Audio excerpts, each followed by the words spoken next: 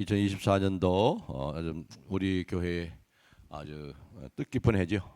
50년 반세기, 벌써 반세기가 되고 또 새로운 반세기를 향해서 주님 오실 때까지 또 전진하는 그러한 해입니다.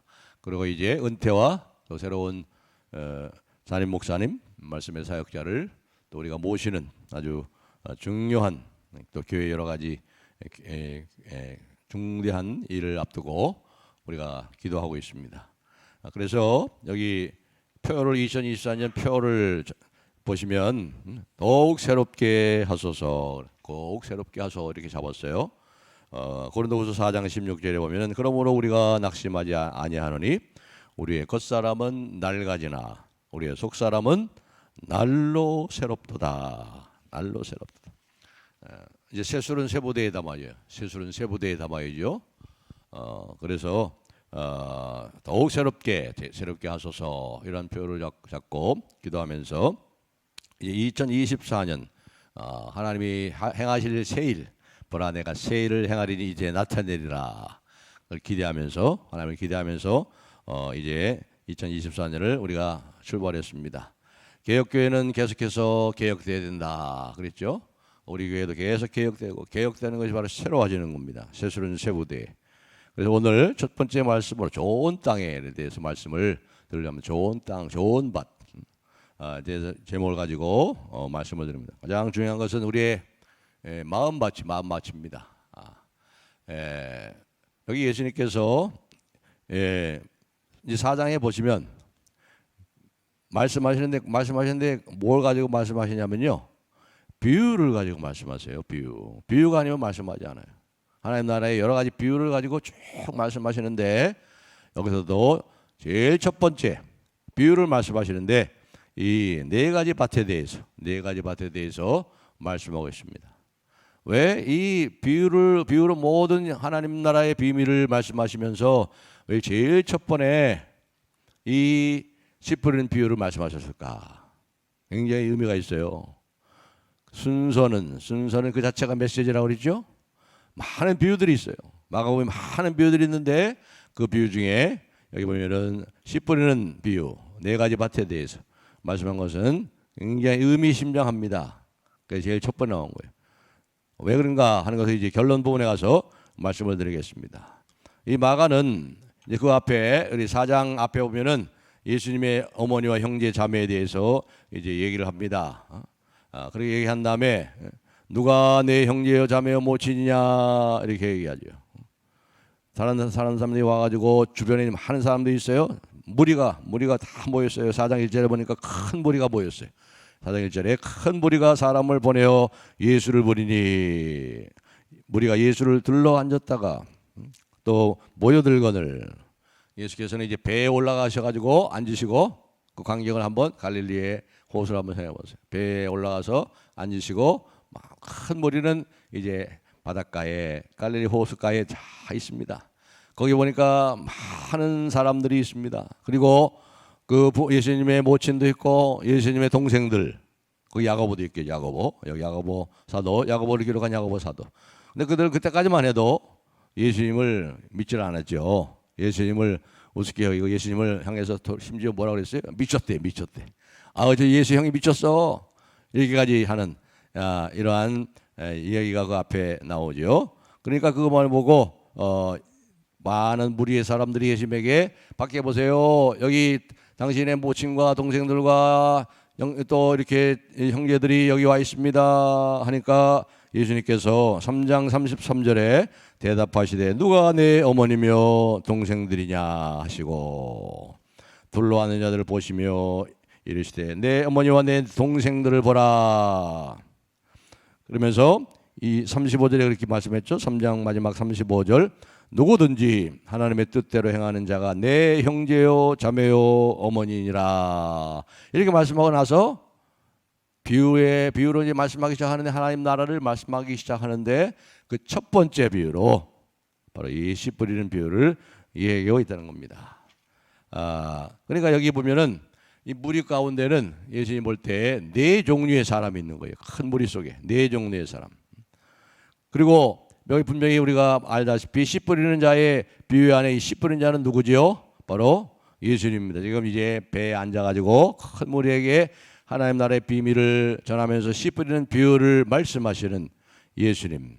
이 씨 뿌리는 자의 비유 안에 바로 씨 뿌리는 자는 바로 예수님이죠. 그렇다면 그 예수님이 뿌리는 씨가 뭐지요?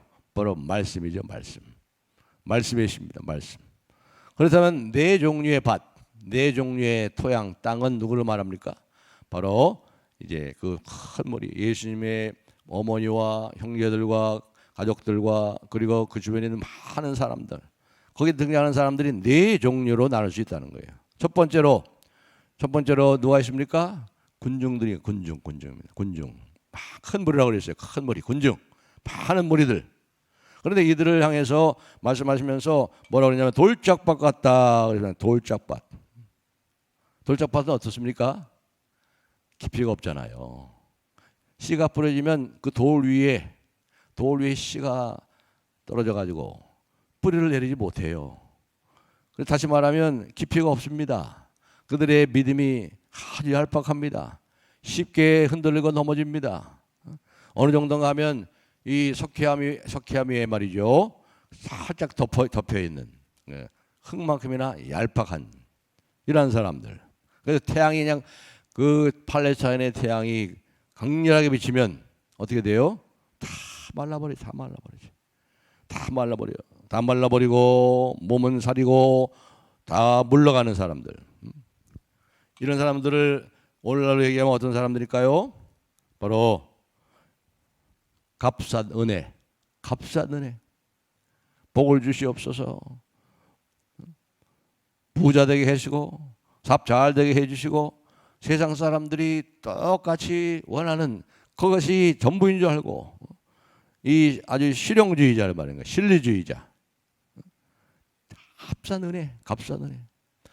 예수 그리스도 안에서 하나님의 자녀가 되는, 죄 사함 받고 하나님 나라를 유업으로 받는 이 엄청난 이 축복에 대해서는 생각하지 않고 그냥 값싼 은혜 가지고, 또 제자도가 없는 은혜. 제자도가 없어요. 주님이 가진 그 길을 따라가는 제자가 스승보다 못하다고 그랬잖아요. 그리고 제자는 스승이 가신 길을 갈아야 되죠. 제자도 없는 은혜, 십자가 없는 그리스도, 십자가 없는 기독교, 회개 없는 은혜, 십자가 없는 은혜, 섬김과 희생이 없는 이러한 기독교. 이 사람들이 바로 여기 돌짝밭 같은 사람이에요. 얄팍한 사람들. 그리고 또 두 번째 나오죠. 두 번째 사회 나옵니다. 누구죠? 바로 예수님의 가족들입니다. 예수님의 가족들. 누가 내 형제 자매 모치냐. 이 형제들은 말이죠, 예수님을 자기 집안에 가둬두려고 그래요. 여기 3장 21절에 보면은 예수님을 향해서 뭐라고 그랬다고 그랬죠? 23장 21절에 예수의 친족들이 듣고 그를 붙들러 나오니 이는 그가 미쳤다 하밀러라. 우리 형 미쳤어. 예수가 미쳤어. 빨리 붙잡아서 집에 데리고 와야 되겠어. 하면서 이렇게 가족들이 예수님을 자기 가정 안으로 끌어들이려고, 예수님을 그냥 질식시켜 보려고, 예수가 미쳤기 때문에 과잉 보호 속에 가둬놓으려고 그렇게 원하는 사람들이 바로 예수님의 가족이죠. 자신들의 조그만 세계 속에, 예수님의 가족이라는 조그만 세계 속에다가 예수님을 다 가둬버리려고 그래요. 오늘날로 얘기하면 어떤 사람들이에요? 자기 생각 속에 예수님을 가둬놓고, 자기 생각 속에 하나님을 가둬놓고, 자기 생각 속에 말씀을 가둬놓는 사람들. 이런 사람들이 바로 예수님의 형제들이에요. 예수님의 형제. 자신들의 생각이 옳다는 거예요. 항상 옳다는 거예요. 예수가 미쳤다는 거예요. 그리고 자기들이 예수를 위해서 가장 좋은 것을 가지고 있다고 늘 생각합니다. 자기들이 옳다는 거죠. 그래서 예수님을 어린아이 다루듯합니다. 예수를 위해서 가장 좋은 것이 무엇인지를 잘 알고 있다고 생각합니다. 그렇기 때문에 예수를 위해서 가장 좋은 것을 주기 위해서는 예수가 그들의 그룹 속으로 들어와야 된다. 예수가 있을 것은 집 외에는 없다. 이렇게 얘기하고 있는 거죠. 그러면서 바알이라는 것은 주인이잖아요. 귀신의 주인, 귀신의 왕. 사단 마귀에게 저렇게 능력을 받아가지고 사단 마귀로부터 온 것이다. 이렇게까지 얘기하는, 이게 바로 예수님의 가족들인 거죠. 예수님의 가족들. 그리고 세 번째로는 누굴까요? 바로 율법 선생들, 바리새인들. 여기 이들은 어떤 바이스를 표현하죠? 길가밭. 그러니까 사람들 하도 밟고 다녀가지고 뺀질뺀질해요. 길이 그냥 아주 단단한 흙과 같습니다. 그러니까 예수님의 말씀이 들어갈 수가 없어. 예수님의 말씀에서 저항합니다. 예수님의 말씀을 판단합니다. 평가절하합니다. 폄하시킵니다. 항상 예수님을 꼬투리 잡으려고 그래. 말씀을. 이 사람들이 바로 율법 선생들과 바리새인들이죠. 이게 길가밭이란 말이에요. 길가밭. 그러면서 예수님의 그 능력을 행하는가 보니까 그것은 또 부인할 수가 없어가지고 그 능력이 어디서부터 오느냐 하면서 바알세부부터 온다. 이 귀신의 왕으로부터, 귀신의 둔목으로부터 온다. 누가 그런 능력을 줬냐? 이게 문제지 하면서 소문을 퍼뜨려. 소문을. 예수님을 곤경에 빠뜨리려고 소문을 퍼뜨리고 딴지를 걸고 이렇게 하는 거죠. 이게 바로 율법 선생과 바리새인들. 길가밭이죠. 길가밭. 빤질빤질. 말씀이 들어가질 않아요. 자기 생각 속에 전부 다 걸러내버리고. 그렇습니다. 이들은 단단해진 마음, 얼어붙은 마음, 목이 곧고 뻣뻣해진 심령, 삶의 문들을 닫아놨어요. 하나님의 은혜에 대해서 더욱 사모하는 것이 없어요. 다 새롭게 하나님의 은혜를 구하고 또 새롭게 일하여 하나님을 기대하지 않습니다. 은혜의 방편들, 말씀에 대해서 문을 닫아놓습니다. 자기 생각으로 판단하고 더 이상 들으려고 하지 않아요. 이 완고한 마음이 굳어진 마음들. 이들은 한때 성령을 받았어요. 성령을 거듭났어요. 그리고 천국을 맛봤어요. 성령께서 사역의 대상으로 쓰임을 받았죠.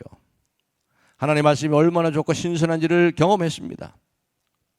그런데 이 모든 것에 대해서 결국은 등을 돌려버린 사람들, 손을 훌훌 털어버리고 다 해봤어. 무관한 사람들. 이런 사람들이 바로 율법 선생의 바리새인이고 길가밭의 사람들. 넷째로는 바로 하나님의 뜻을 행하는 남자와 여자들, 예수님의 진정한 가족들이 있다. 그러니까 좋은 땅에 좋은 밭. 그러니까 예수님에 대해 항상 목말라. 사슴이 시냇물을 찾기에 갈급한 같이 내 영혼이 주를 찾기에 갈급합니다. 그분의 입술을 바라보면서 방안을 가득 채운 사람들 예수님을 쳐다보고 마리아처럼, 나사로의 동생 마리아처럼 예수님의 무릎 앞에 예수님께서 일으키는 먼지를 뒤집어 쓰면서 그 말씀을 듣고자 하는 간절한 자세. 계집종이오니 주여 말씀하여 주옵소서. 누가 나의 형제여 자매 못이냐? 바로 이런 사람들이라는 거예요. 이런 사람들. 예수의 말씀이 그 위에 떨어집니다. 좋은 밭에 떨어집니다. 그리고 자라지요. 그러더니 30배, 60배, 100배의 결실을 맺습니다. 여기 보시면 네 종류의 밭 중에 열매를 맺는 밭은 하나밖에 없어요. 하나밖에. 네 종류의 밭이 있는데 하나밖에 없어요. 이 좋은 밭, 좋은 땅은. 그리고 여기 100배라고 그러는데 그 팔레스타인에서 이 농사를 짓고 10배를 얻으면요. 최고로 대풍이에요. 최고로 대풍. 그러니까 여기 100배라는 30배, 60배, 100배라는 것은 최고의 대풍과 비교할 수 없는 그러한 풍성한 넘치는 보상이 있다는 거죠. 격려하시는 말씀이에요. 격려하시는 말씀. 여기 4장 9절에 우리가 읽어봤듯이 또 이르시되 들을 귀 있는 자는 들으라 하시니라. 들을 귀 있는 자는 들으라 하시니라. 말씀을 받아들이는 사람의 마음에 마음의 본질을 말하고 있어요.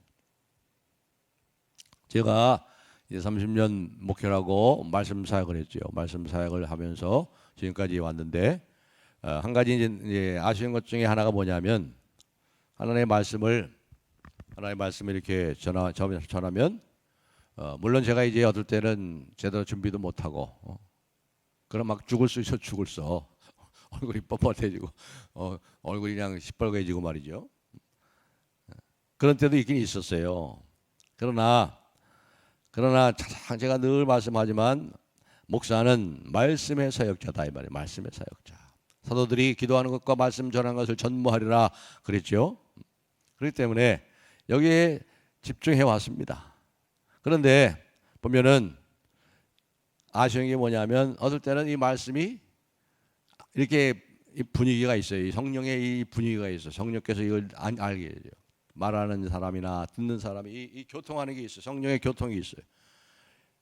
말씀이 가서 저들의 마음에 깊이 꽂혀야 되는데 그냥 콱 하고 더하게 달아오는 튕겨 나오는 그러한 느낌을 받을 때가 없지 않았습니다.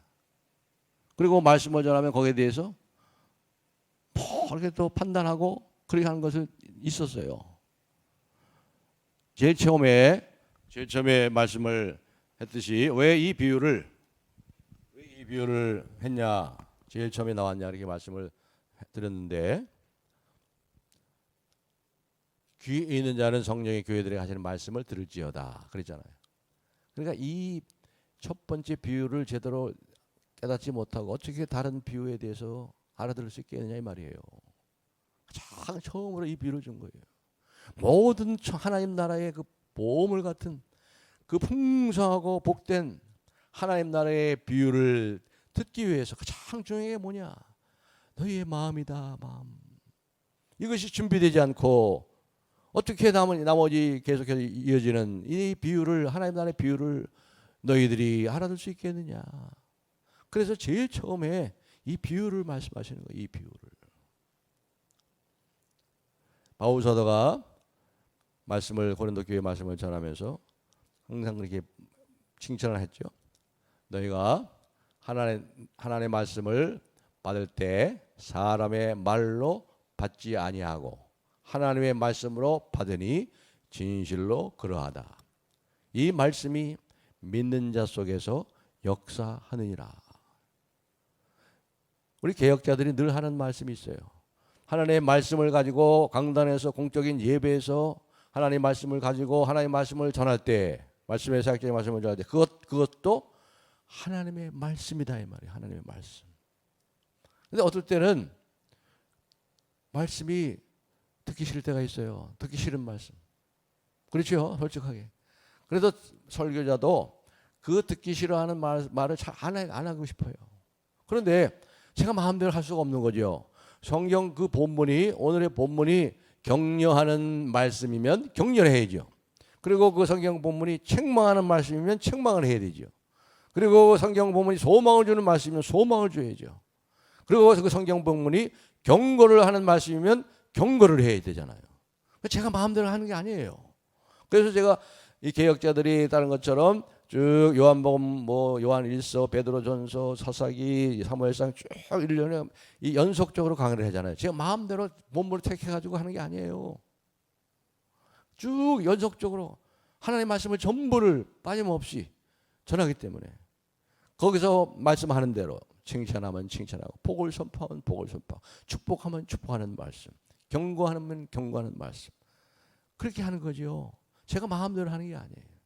그런 면에서 우리 서울 남북의 우리 사랑하는 성도님들 이제 새롭게 이제 금년에 이제 새로운 목사님을 또 맞이할 것입니다. 새로운 목사님 맞이하시는데 들을 게 있는 자는 들을지어다.